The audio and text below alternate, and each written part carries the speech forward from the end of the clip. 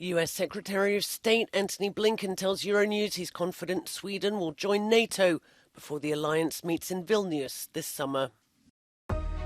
Poland pledges additional MiG-29 fighter jets to Ukraine during President Volodymyr Zelensky's first official visit to its key ally.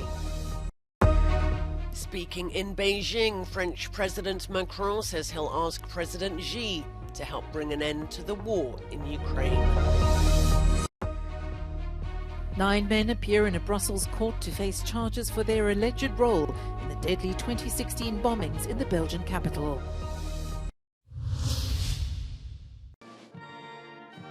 Finland's blue and white flag has been flying at the NATO headquarters since Tuesday. But opposition from both Turkey and Hungary keeps another Nordic country, Sweden, in the waiting room. Hungary's Foreign Minister Peter Szijjártó, who attended the NATO ministerial meeting in Brussels, said that putting pressure on Hungary will not bring any results. He insisted the decision is purely in the hands of the national parliament, where many legislators are denouncing Swedish criticism towards Orbán government. És amikor azt hallják, mondjuk például Stockholmból, hogy hát a magyar politikai rendszer az nem demokratikus, nem legitim, diktatúra, akkor ők jogosan érzékenyek erre, mert ők demokratikus választáson, demokratikus módon, az emberekkel való kapcsolattartás alapján szerezték a mandátumukat. China centered most of the discussion at the second day of meetings at NATO headquarters. The allies examined China's growing alignment with Russia, following Chinese President Xi Jinping's visit to Moscow. The main concern is about the possibility of China supplying arms to Russia, something Beijing denies. China refuses to condemn Russia's aggression, it echoes Russian propaganda, and it props up Russia's economy. China and Russia are also stepping up their joint military activities in the Indo-Pacific region. Allies have been clear that any provision of lethal aid by China to Russia would be a historic mistake with profound implications. The discussion took place hours before the President of the Commission on France met President Xi in Beijing. The US Secretary of State Antony Blinken told Euronews that he is confident that Sweden will join NATO before the Vilnius summit this summer. For it to happen, two remaining allies, Turkey and Hungary, will have to ratify the enlargement. Blinken spoke in an exclusive interview to Euronews after the NATO Foreign Affairs meeting in Brussels. Or is it a lost case? Virtually every NATO country has already ratified Sweden's membership. Turkey and Hungary have not yet, but based on everything I heard, including virtually every ally in the meetings that we had just today and yesterday, calling for Sweden to join Finland as soon as possible.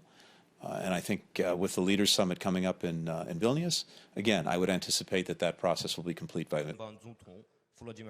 Blinken said China needs to put pressure on Russia to end the war and to respect Ukraine's territorial integrity. He added Washington supports the European Commission's approach towards China, which concentrates on de-risking instead of decoupling. On the tensions around Taiwan, Blinken said they are not aiming for confrontation.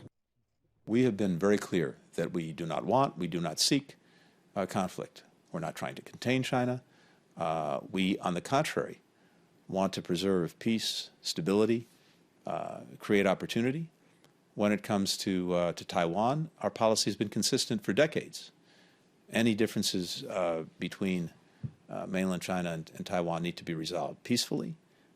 Neither side should do anything to disrupt the status quo, not take any unilateral actions that would do that. Is anything changing now? That is up to Beijing. From our perspective, and I think the perspective, and I heard this in conversations with many of our NATO allies as well as partners in Asia, there is concern that were there to be a crisis as a result of China's actions over Taiwan, that would have repercussions for quite literally every country on Earth.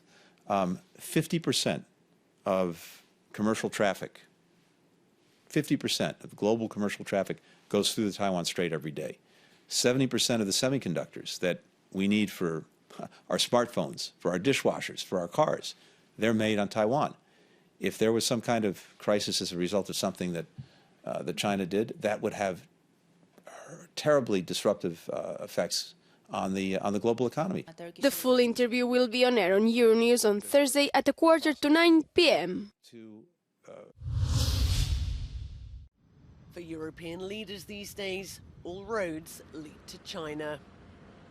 Following Spanish Prime Minister Pedro Sanchez, it's now French President Emmanuel Macron who's begun a 3-day visit to Beijing, hoping to convince China to put pressure on Russia to open peace talks with Ukraine. Parler directement à la Chine de ce conflit, de cette agression russe, de ce qui s'y joue, des conséquences pour notre Europe, des conséquences pour le Proche et Moyen-Orient comme pour le continent africain et tant d'autres.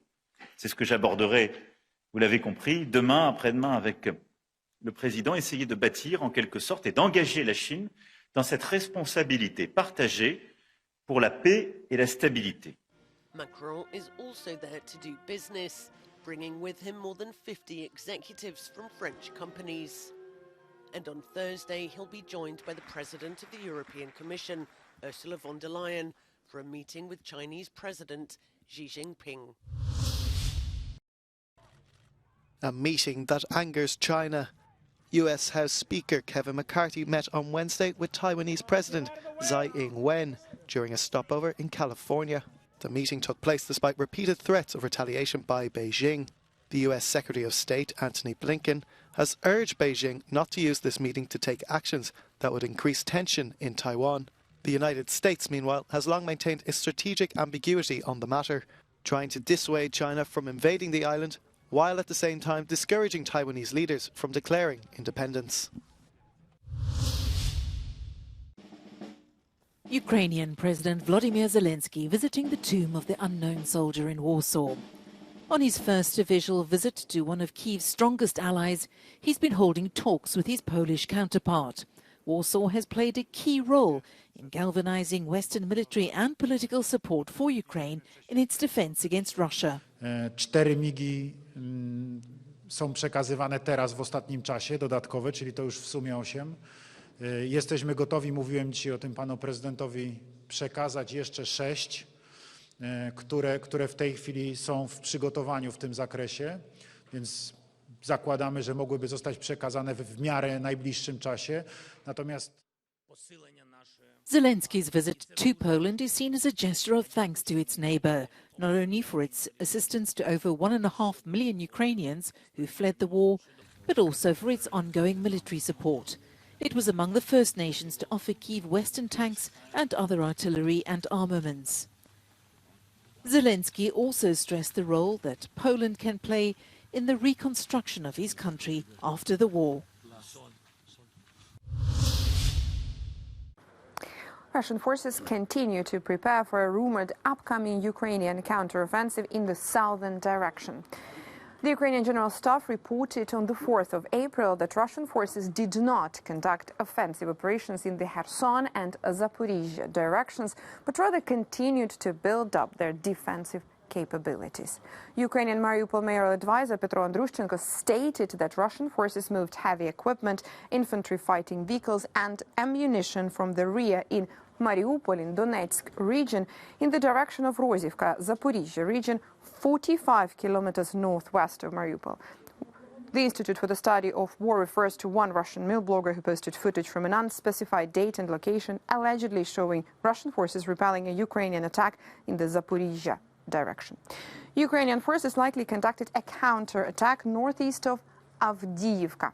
Geolocated footage published indicates that Ukrainian forces likely recaptured positions northwest of Novoselivka. This is about 17 kilometers northeast of Avdiivka and advanced close to the settlement. It is unclear if Ukrainian forces still hold these positions or if Ukrainian forces conducted reconnaissance and force operations and subsequently left the area. The Russian news blogger claimed on the 3rd of April that Ukrainian forces are preparing for counterattacks in the Avdiivka area after several unsuccessful counterattack attempts. The Institute for the Study of War states that the Kremlin continues to attempt to employ nuclear threats to deter Western military aid provisions to Ukraine ahead of Ukraine's planned counteroffensive. Handcuffed and escorted by the police, 9 alleged jihadists appeared in a Brussels court today to face charges for their role in 3 suicide bombings in 2016, the deadliest peacetime attacks on Belgian soil. The crimes they charged with include murder, attempted murder, and membership or participation in the acts of a terrorist group. Today is the first time since the trial opened in December last year that the suspects will be questioned by the judge. The trial is expected to last until the summer. The first 2 explosions took place in the departure hall at Brussels airport, just before 8 in the morning. An hour later, the second attack occurred when a suicide bomber blew himself up in a train carriage at a station on a central Brussels metro line. 32 people died and some 300 others were injured in the attacks. Former Italian Prime Minister Silvio Berlusconi has been admitted to hospital in Milan, where he's expected to spend the night. He's in stable condition, he's a rock, his brother told reporters after a visit to the hospital. But in recent years, Mr. Berlusconi, who served as Prime Minister 3 times, has been in poor health. He's undergone heart surgery and battled prostate cancer and made frequent hospital visits after contracting COVID-19. His most recent hospital stay ended just a few days ago.